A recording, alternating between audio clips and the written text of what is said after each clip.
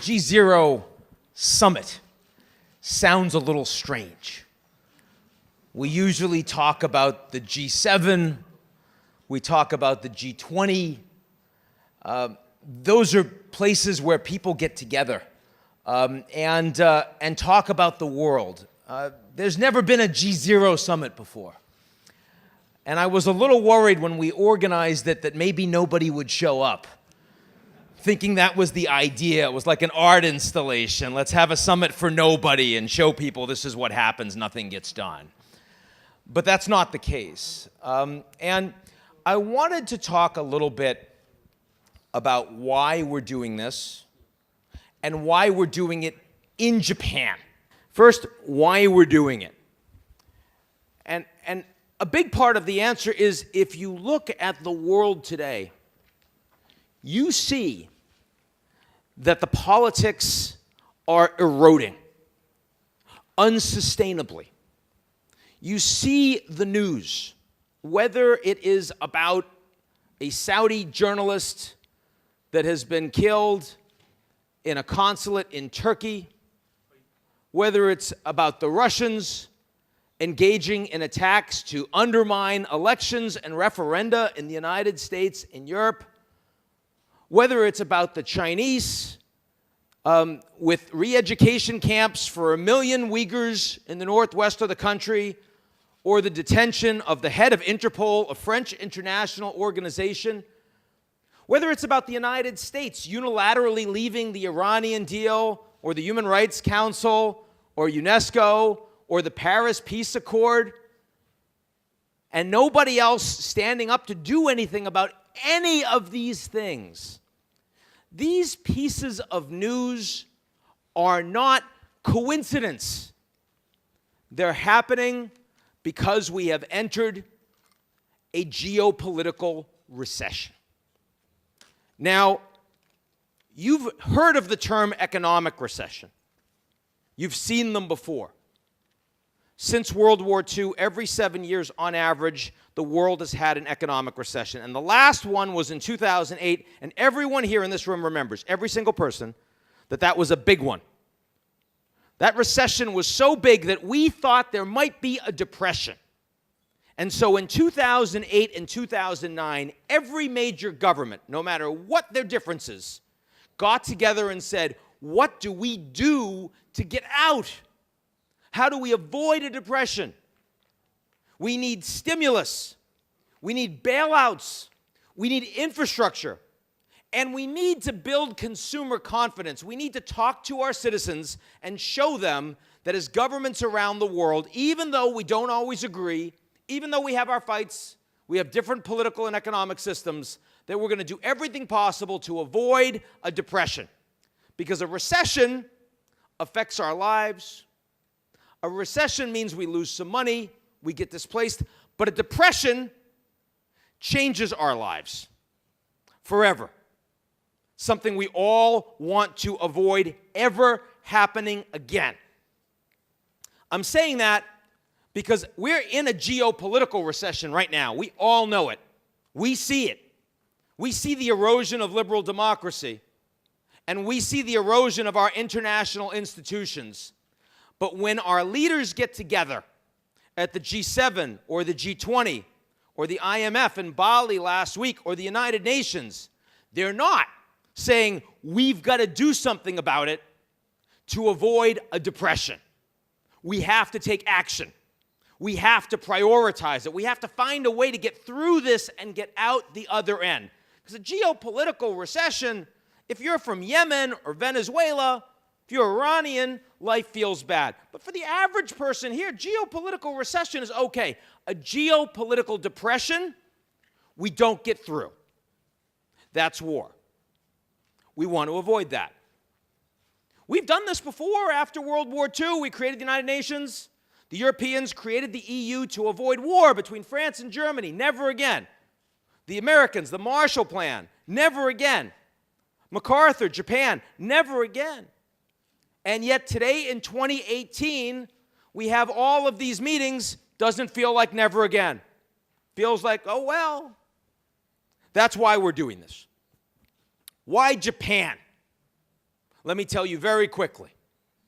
I look at liberal democracies around the world, and I see them eroding for many reasons.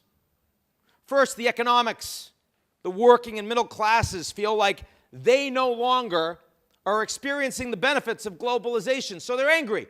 No one's building their infrastructure, their education, their healthcare systems. So they're opposed to the establishment. They think the system is rigged against them. If you feel that way, you don't like open borders, you don't like immigration, you don't want these new people coming in when they're not taking care of you. You don't like the wars either. The poor men and women that get sent to fight in wars in Iraq and Afghanistan and Syria and other countries, they're not the wealthy people. They come back, the wars are failures, they say, why are we doing that? You go to military bases across Europe, you don't find the people that are supporting the establishment. You find people that say the system's rigged. And then, the last reason, technology. And you see how the information that we consume today is increasingly driven by algorithms that determine what we already like, what we already agree with, and that divides and polarizes our societies and makes us feel like it is us versus them, not a collective liberal democracy. I say this to you because in Japan, it's the one major exception where this isn't happening. Go through all four. Economically, the Japanese population is shrinking, which means even if the economy is only growing a little bit, per capita, the working class, the middle class feels pretty good. They don't think the system is rigged. Secondly, immigration, open borders. Japanese has not had significant immigration, open borders. You haven't had that backlash.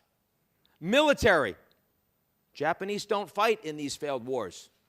Constitutionally forbidden from doing so. Technology.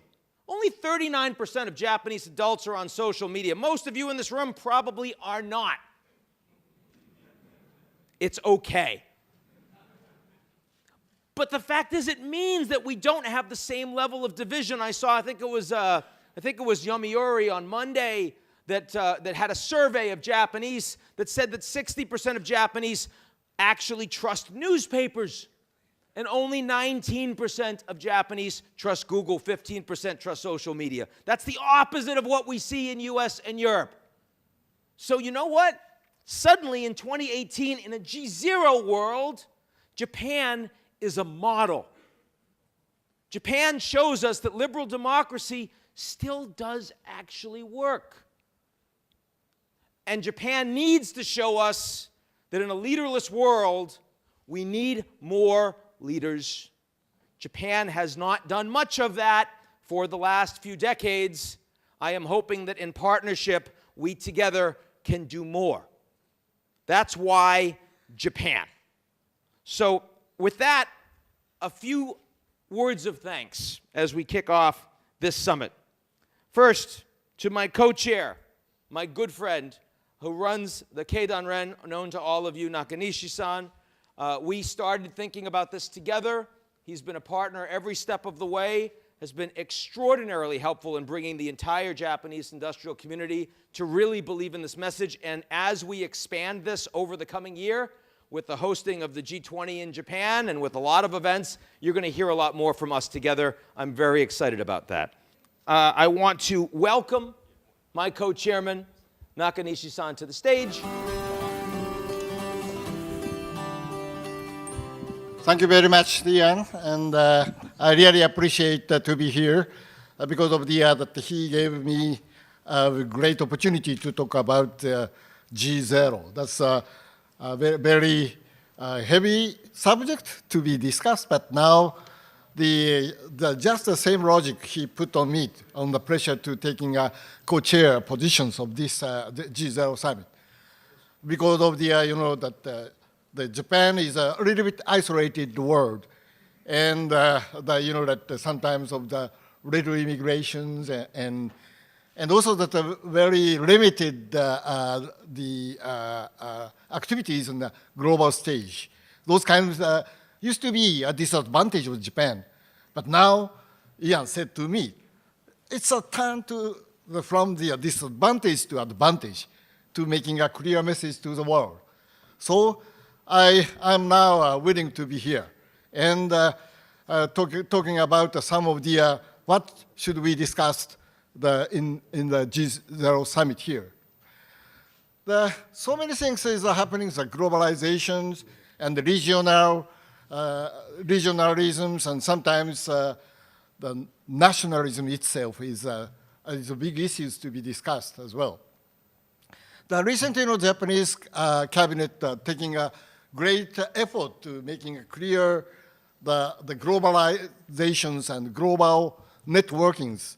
The typical example, TPP, and also that the Japan, EU, EPA, and also that we are now making a big effort to conclude of the RCEP again, to setting up the new Asia, a little bit regional, the economic trade agreement. Those kind of the effort is taking some counterpart, but now, honestly speaking, the bilateral negotiations with the US, we cannot avoid it. That's a big issues. What should we do? That's like kind of the trade negotiations, multinational, multilaterals, regional, bilateral. But now those kind of the negotiations we cannot discuss. It's fully responsible of the government. But now the business side, how can you utilize all those kind of the opportunity to making a more clear free trade and fair trade, the whole environment. It's really the feeling of the geopolitical risk. So how to making a clear countermeasures for that. But now as you know, digital transformation is a kind of the world waves. These occasions that we would like to discuss of our Japanese activities. The recent 2 or 3 years, we are now setting up the clear declaration of the all of Japan's is targeted for the Society 5.0. That's the leading concept for the futures. The digitalizations, so many discussions about that, how to utilize of that technology. Sometimes positive, sometimes negative. But now, Japan has so many social issues right now. The aging society is one of them, and also the various industrial next generation shifting to those kind of things can be solved by the applying of the digital transformations. So that the Society 5.0 is one of the important leading concept for not only Japan's but also the global target for the futures. I would like to picking up the 2 important points of the Society 5.0 because of the Society 5.0. The first one is really that good collaborations, government, the business, the public sectors, the private sector, and of course academic communities. All of 3 is really the collaborations that has been established. It's a little different of the other world. That's the first point.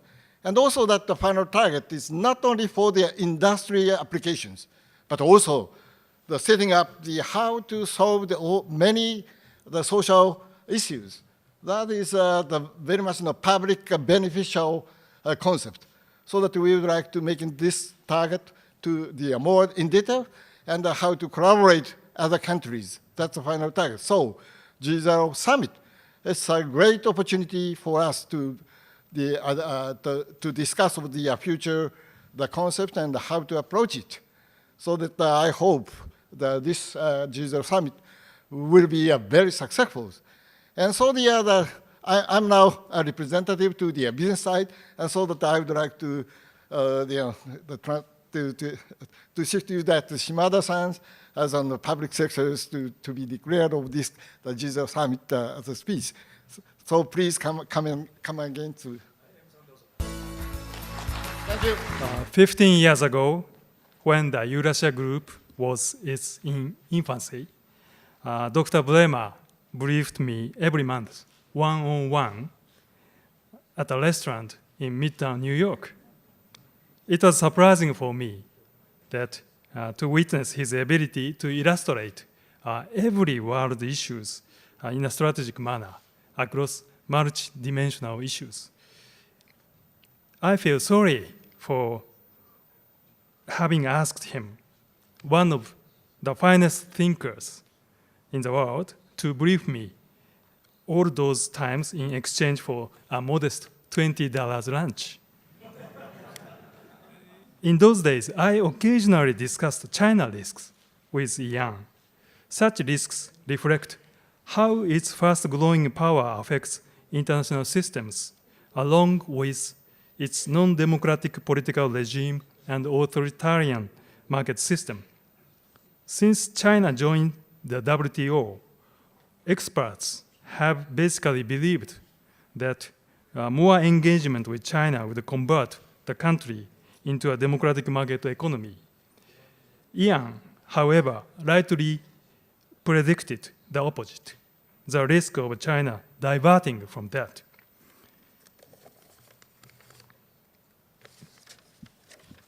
Since then, the world has witnessed the Great Recession and the explosive diffusion of technological innovation. I guess many people here are also concerned about the speed at which the world is moving in the direction of GZERO. Special concerns arise from deteriorating trade relationships between the US and China.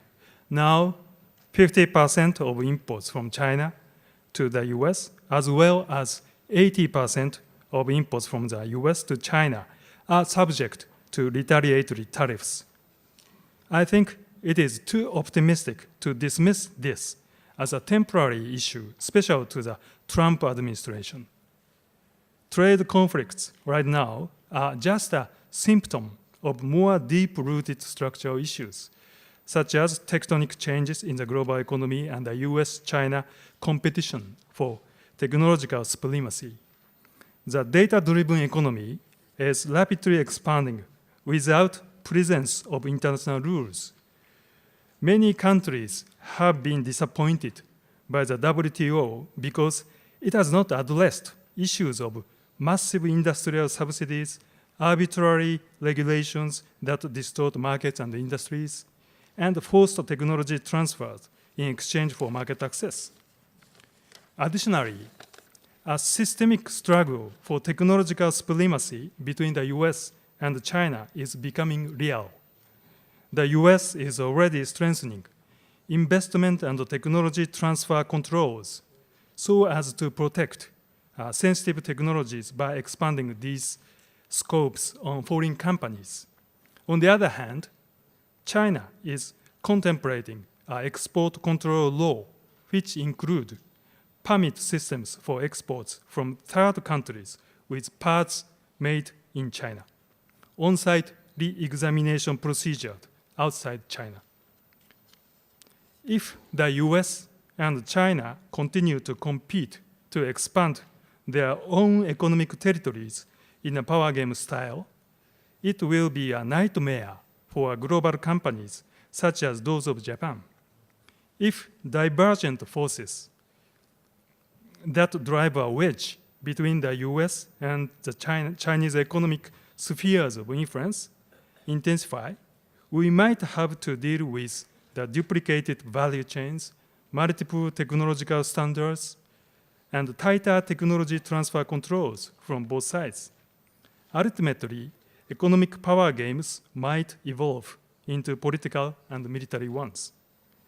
Japan, a country that has the deepest connections with both the US and Chinese economies, now has a unique historical mission. In this regard, I believe Japan, as its top priority, vigorously pursue a strategy of rule-based bridge building. I would like to exemplify the concrete steps of the rule-based bridge building strategy in this historical mission. First, Japan, which led the way in concluding the TPP-11 and Japan-EU EPA, is now engaging in multifaceted international rule-making, such as RCEP, as Nakanishi-san mentioned. The bilateral trade negotiation Japan has just started with the United States is to be in line with this strategy as well. Under Japan's initiative, we have called on the US and the EU to hold the trilateral trade ministerial meeting so as to establish new trade rules.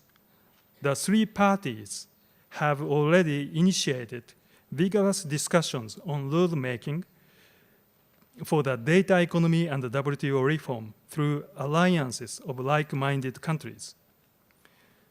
In the field of strategic infrastructure investment, Japan contributes to solving society problems in recipient countries under 4 principles of openness, transparency, economic efficiency, and financial soundness. Japan adheres to these principles in concrete projects and calls for formulating them into an international rule. Japan and China will start engaging in a business cooperation in third countries based on these 4 principles upon Prime Minister Abe's visit to China this month. At the same time, President Trump and Prime Minister Abe agreed to collaborate on a free and open Indo-Pacific strategy in the field of infrastructure, energy, and digital technology. This will enhance the United States' commitment in Asia. To promote innovation, Japan will reinforce technology transfer and export controls together with the US and other like-minded countries.